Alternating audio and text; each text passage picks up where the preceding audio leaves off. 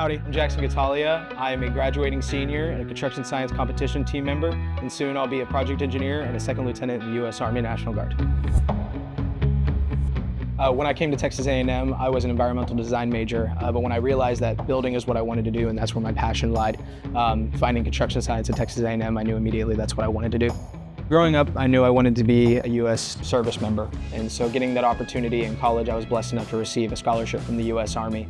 From there, I learned everything that the Army requires of a basic infantry soldier and passed through those requirements and passing the advanced camp that is held the summer between our junior and senior year.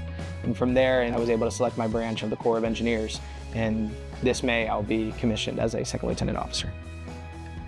Going into this semester, I got to be involved with the competition team here at Construction Science. Any construction project requires the construction team to meet with the owners and meet with everybody who's funding the project, lay out timelines, schedules, costs, and essentially present to that owner why they are the company that should be selected.